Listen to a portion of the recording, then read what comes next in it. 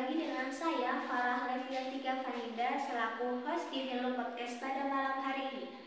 Langsung saja di Hello Podcast kali ini saya mengundang langsung narasumber kita Mbak Naili Fatika Fafi. Mbak Naili Fatika Fafi ini adalah seorang pelajar di salah satu madrasah aliyah yang berada di Jombang, dan juga Mbak Naili ini adalah seorang santri di salah satu yayasan pondok pesantren yang ada di Jombang, yakni Pondok Pesantren Wali Aminah yang berada di Ngasem, Jombang, Ngoro, Jombang.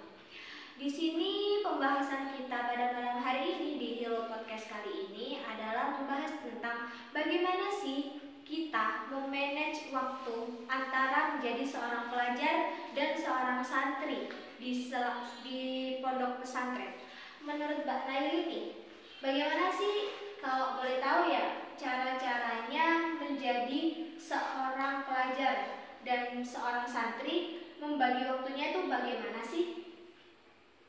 Ya, kalau saya pribadi, saya juga pelajar dan juga santri. Cara memanage waktu itu juga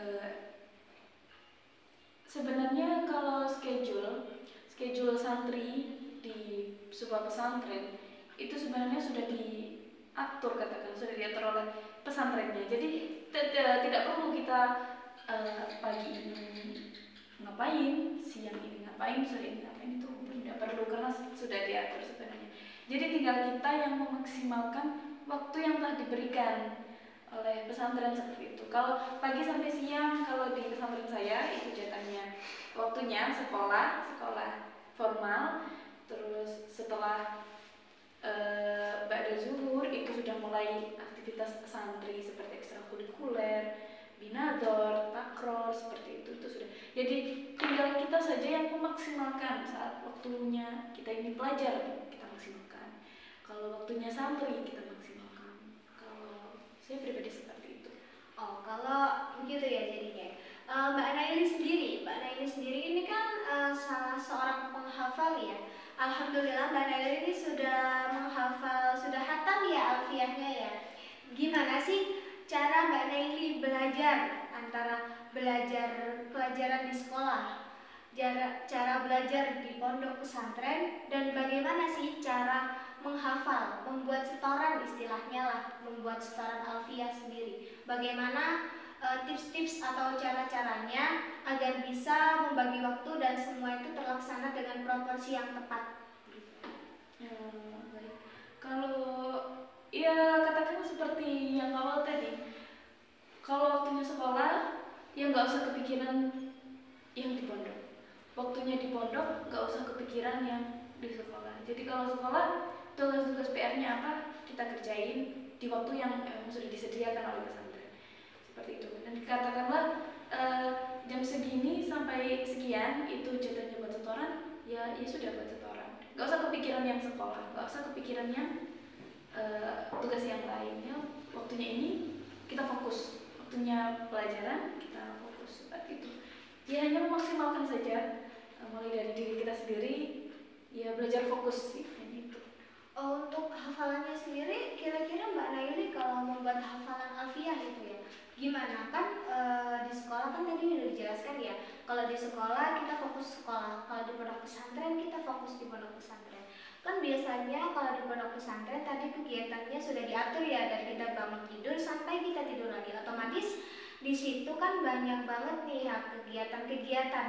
Dan kapan sih waktu yang tepat bagi Mbak Naili buat membuat hafalan alfiah tadi? Kalau saya pribadi tergantung itu ya pesantrennya. Mungkin di sebuah pesantren itu pasti ada katakanlah waktu luang. Ya waktu luang itu terserah santrinya mau ngapain kan. Kalau yang pengen tidur ya tidur, yang pengen belajar ya belajar, yang pengen buat setoran ya buat setoran, ya di situ sebenarnya. Kalau di pesantren saya sendiri, kalau di Wali Aminah itu ba'da zuhur itu di hari-hari tertentu itu banyak yang free katakanlah. Jadi terserah itu santri pengen buat setoran hafalan Al-Quran, pengen buat setoran hafalan alfiah, itu di waktu-waktu setelah ba'da zuhur seperti itu. Jadi tinggal kita saja memaksimalkan waktu sekian harus jadi sekian seperti itu. Oke, berarti Mbak yang semi salaf ya? Betul. Semi salaf. Nah, berarti otomatis kalau Mbak Naili mondok di semi salaf, Mbak Naili mendapatkan 2 ilmu ya? Ilmu umum dan ilmu agama tadi. Betul. Terus Mbak Naili sebelumnya pernah nggak sih mondok di pondok yang hanya salaf, yang hanya mengkaji tentang ilmu agama? Kalau dikatakan saya nyantri di sana itu tidak ya, tapi pengalaman di rumah ya sebenarnya. Saya waktu masih kecil itu pernah ikut yang kalau istilahnya di pesantren itu ada diniyah. Mungkin kalau Mbak pernah mendengar, itu ada diniyah. Jadi saya itu pernah ikut hanya diniyahnya saja. Kalau tidak salah itu penyebutannya santri kalong. Jadi pulang pergi itu namanya santri kalong. Jadi nggak tidur di sana, nggak tidur di pesantren, hanya cukup ikut ngajinya saja.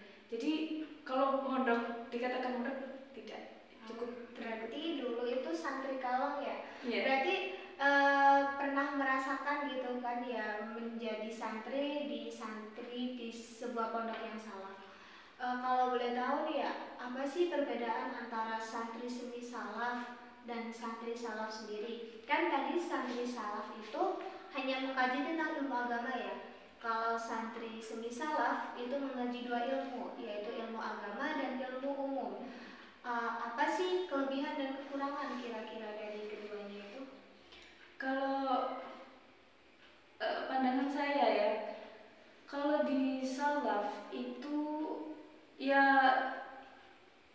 mungkin gara-gara itu ya, yang dikaji hanya satu bidang ilmu pengetahuan, yaitu pengetahuan agama. Jadi benar-benar luar biasa tapi pengetahuan mereka tentang agama seperti itu. Jadi nggak main-main tentang pengetahuan agamanya, kitabnya, Al-Qurannya, semua itu katakanlah jos seperti itu. Tapi kalau yang semi salaf ya pengetahuannya ada, yang agamanya ada, ya mungkin proporsinya sedikit berbeda. Mungkin yang agama juga tidak terlalu ngebut, yang salah, yang formalnya juga tidak terlalu itu ya. Tapi ya katakanlah seimbang lah seperti itu. Cuma tidak, yang formalnya tidak bisa maksimal, yang agamanya juga nggak maksimal. Oh, jadi dari menurut Mbak Nail nih ya, tadi santri yang semi salaf sama santri salaf itu dampak baik buruknya itu ada sih kalau menurut Mbak Naili, karena tadi udah dijelaskan ya. Kalau yang santri semi salaf itu mendapat 2 ilmu yang mereka mengkaji tentang ilmu agama dan ilmu umum, dan mereka mendapatkan keduanya tapi belum sepenuhnya. Jadi mereka juga mengkaji tentang ilmu agama iya, ilmu umum iya, dan itu selalu beriringan karena kan tadi belajar di sekolah dan belajar di pondok pesantren. Tapi kalau di ilmu yang semi salaf, maksudnya di pondok pesantren yang salaf, itu hanya mengkaji tentang agama, dan itu benar-benar yang agama sekali dan bertujuan yang tertuju di agama tersebut, maksudnya ilmu agama banget gitu ya. Menurut Mbak Naili sendiri ya, kalau bisa nggak sih orang yang mondok di semi salaf itu bisa menyaingi, maksudnya ilmu agamanya bisa menandingi seorang yang mondok di salaf gitu? Bisa nggak sih menyaingi? Maksudnya kan tadi belum sepenuhnya kan ya yang di semi salaf, tapi kalau yang di salaf itu sepenuhnya. Mungkin ada salah satu santri gitu yang sangat menekuni di ilmu pendidikan, di ilmu agama, tapi dia mondok di semi salaf. Bisa nggak sih kalau menyaingi santri yang di semi salaf, yang di salaf itu? Sepertinya itu kita lihat dari pesantrennya, target dari masing-masing pesantren. Kalau pesantren yang semi salaf itu di bidang agamanya targetnya pemahaman kitab sampai katakanlah kitab yang benar-benar tingkat katakanlah nahwu sorofnya tinggi dan mampu menyaingi target yang dimiliki oleh pesantren salaf, mungkin saja bisa. Tapi ya mungkin benar-benar kemungkinan kecil ya, karena setiap santri yang di semi salaf otaknya mungkin akan terbagi jadi 2 kan, pikirannya belajar formal dan informal seperti itu. Tapi untuk pertanyaan Mbak tadi kemungkinan atau tidak itu mungkin bisa, itu tergantung dari target masing-masing pesantren. Jadi kalau target pesantren yang semi salaf itu bisa menyaingi yang salaf, itu mungkin saja bisa. Jadi semua itu tergantung pada diri masing-masing ya. Kalau tadi pertanyaan saya adalah bisa nggak sih orang semi salaf menyaingi orang salaf gitu ya, santri salaf maksudnya. Kalau sekarang kira-kira orang yang mondok nih ya di salaf gitu. Salaf kan otomatis tidak mengkaji atau mempelajari ilmu umum. Bisa nggak sih orang yang mondok di salaf itu kerja kantoran? Kan kayak kerja kantoran itu kerja yang ada basic ilmu umum gitu ya, seperti mungkin tentang komputer, tentang akuntansi, tentang ekonomi, itu kan dipelajari di pondok yang semi salaf, jadi ilmu umum kan. Bisa nggak sih orang yang mondok di pondok salaf bisa nggak menjadi seorang pekerja kantoran kira-kira? Sepertinya benar-benar kemungkinan kecil ya, karena setiap perusahaan itu pasti akan memiliki di surat lamaran pekerjaan pasti akan membutuhkan seperti sesuatu yang dilampirkan seperti ijazah terakhir, mungkin kuliah seperti itu. Dan ya seperti itu kita harus ya menerima resiko kalau kita mondok di salaf. Itu mungkin sedikit kesulitan karena tidak memiliki ijazah, mungkin sekolah formal ya, dan juga perkuliahan, kecuali kalau orang yang sudah yang mondok di salaf itu sudah menempuh perguruan tinggi dan lain-lain, terus kemudian dia di salaf kemudian ingin bekerja kantoran, itu mungkin bisa ya. Tapi kalau yang masih lulusan sekolah dasar langsung ke pesantren salaf, tidak memiliki ijazah sanawiyah, sekolah menengah pertama atau menengah atas, itu kemungkinan kecil, benar-benar kemungkinan kecil. Jadi gitu ya. Kembali lagi saja ke pertanyaan kita yang awal tadi ya, kita akan membahas tentang bagaimana sih memanage waktu yang baik di pondok pesantren gitu kan ya. Sementara kita juga harus belajar formal, sementara kita juga harus menjadi seorang santri nih. Gimana sih? Emang kalau sulit gak sih Mbak Naini sendiri menjadi seorang santri dan pelajar? Mungkin karena kita berperan keduanya ya, harus benar-benar saya di waktu ini sampai ini peran saya ini jadi pelajar ya, sedikit banyak itu sedikit kesulitan mungkin ya. Mungkin kalau di pondok salaf saja tugasnya hanya menjadi santri full, mulai dia bangun tidur sampai tidur lagi. Ya sedikit kesulitan untuk memaksimalkan waktu, itu sedikit kesusahan. Berarti sama saja kita belajar dewasa sejak kecil ya, dituntut menjadi orang yang benar-benar harus dalam satu tubuh yang memiliki dua otak gitu ya. Harus memikir dua jalan sekaligus, yang padahal kita masih kecil gitu. Gimana sih cara memanage waktu antara kita menjadi santri dan menjadi seorang pelajar gitu? Mungkin begitu sulit. Tapi Mbak Naili sendiri bisa mampu sampai saat ini ya, alhamdulillah. Sekarang mungkin Mbak Naili juga kelas berapa sekarang? Saya kelas 12. 12, berarti kelas 3 aliyah ya. Habis ini mau lulus. Mbak Naili kira-kira mondok dari kelas berapa emang? Kalau saya mulai ada di pesantren itu kelas 1, kelas 7. Kelas 7. Sanawiyah ya, berarti sanawiyah. Mungkin Mbak Naili ada sepatah dua kata yang bisa diucapkan buat sobat Hello Podcast. Gimana sih cara memanage waktu yang benar dan tidak mengganggu antara menjadi seorang santri dan seorang pelajar sendiri?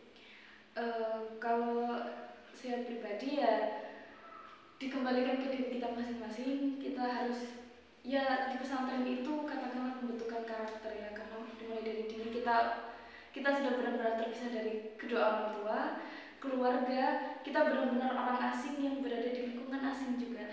Jadi benar-benar harus pandai mendewasakan diri mulai sejak dini. Ya kita harus mengerti kewajiban-kewajiban, hak-hak kita yang ada di pesantren, hak yang harus dipenuhi. Ya mungkin seperti itu, kita harus menyadari dari awal bahwa kita orang asing yang berada di lingkungan asing, peraturan harus ditaati, katakanlah kewajiban itu harus kita penuhi. Ya cukup sadar seperti itu. Oke, jadi kesimpulan pada podcast kita kali ini, bagaimana cara kita memanage waktu yang baik dan benar. Kita harus bisa benar-benar membagi otak kita. Maksudnya kita harus bisa memikirkan di mana waktu kita menjadi santri dan di mana waktu kita menjadi seorang pelajar. Dan tadi kata Mbak Naili, kita harus